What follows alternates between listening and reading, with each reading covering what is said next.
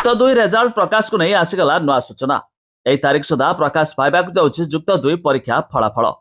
आपण जानते एवं मैट्रिक रिजल्ट प्रकाश पाई सारी हेले जो छात्र छात्री जुक्त 2 परीक्षा देते तो से चाह बसुँच केवे सुधा से रेजल्ट बा फलाफल प्रकाश पाइब। यही मध्य आसीगला और एक नुआ सूचना। यही तारीख सुधा प्रकाश पाइबा जाऊँगी जुक्त 2 परीक्षा फल। तो भिडियो जाना ता पूर्व वीडियो को लाइक करेंगे, सब्सक्राइब करनथिले एवं सब्सक्राइब करी पाखर थिबा बेल आइकन को दबाई दियंतु। तेरे उच्च माध्यमिक शिक्षा परिषद अर्थात सीएचएसई द्वारा परिचालित जुक्त 2 परीक्षा फल चलित मास तृतीय सप्ताह रे प्रकाश पाइब। तबे विद्यालय और गणशिक्षा मंत्री नित्यानंद गंड गणमाध्यम को सूचना देइछंती।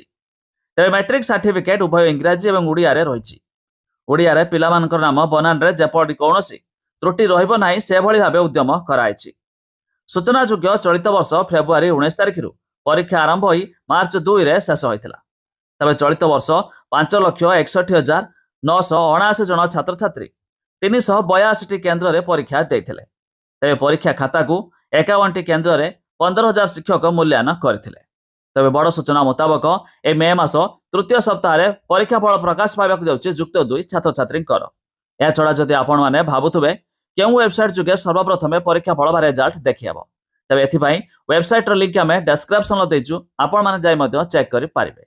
या छड़ा जानि रखंतु सरकार को सूचना मुताबक गोटे दिन रे एथर समस्त रिजल्ट प्रकाश फल पाइबो, जाकि आर्ट्स, कॉमर्स, साइंस एमिति कि वोकेशनल छात्र छात्रींकर गोटे दिन रे फल प्रकाश पाइबो। तबे आपण चाहिले मध्य ए रिजल्ट देखि पारिबे।